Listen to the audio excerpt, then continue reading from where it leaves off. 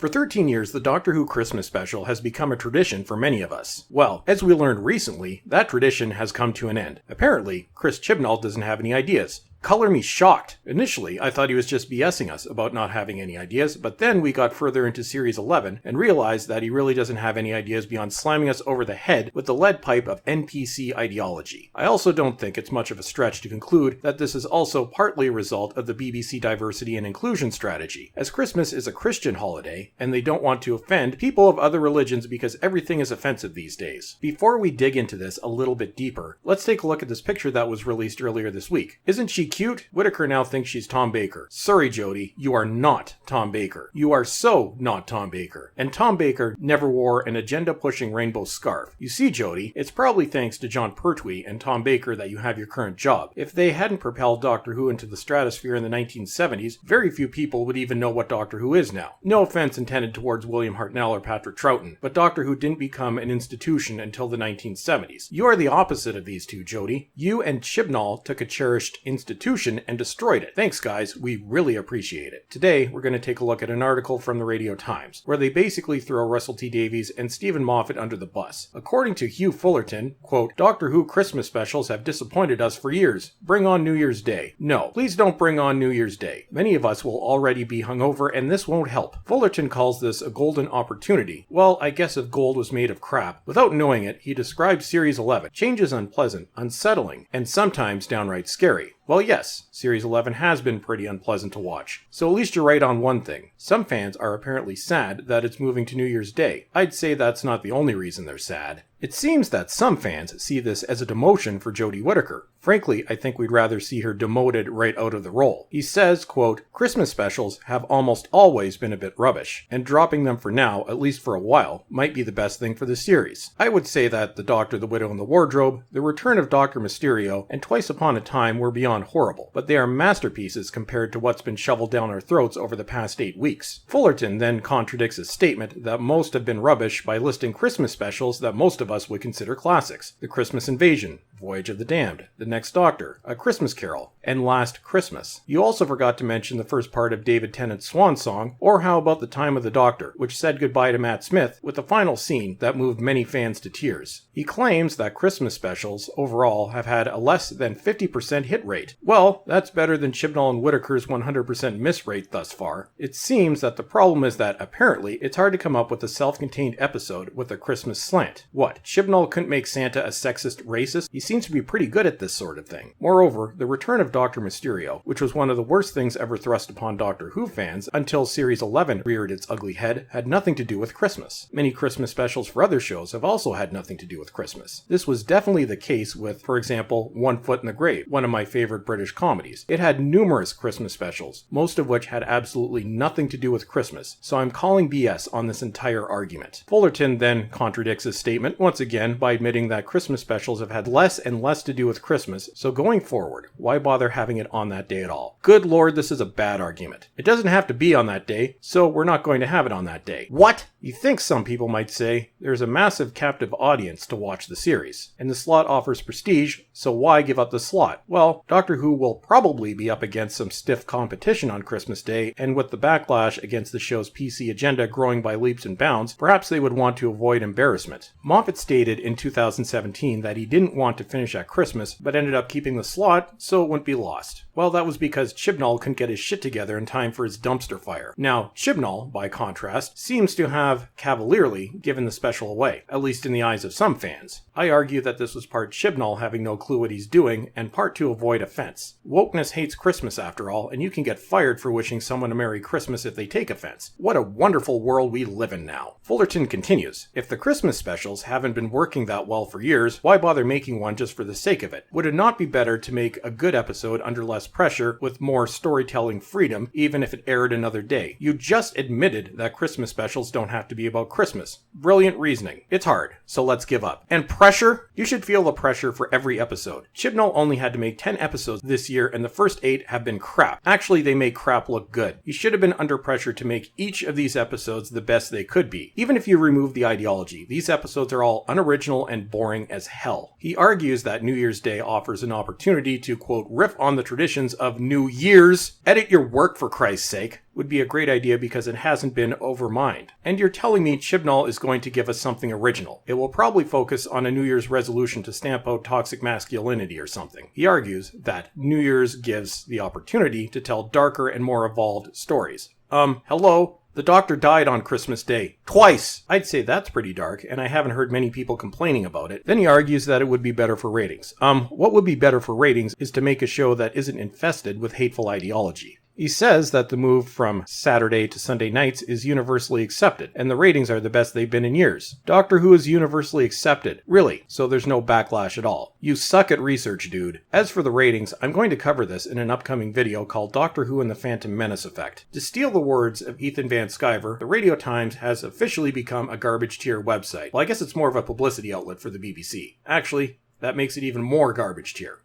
Good lord. And that's it for today. Don't forget to follow me on Twitter, and check out my other channel. And as always, everyone, thank you for watching, and have a great day.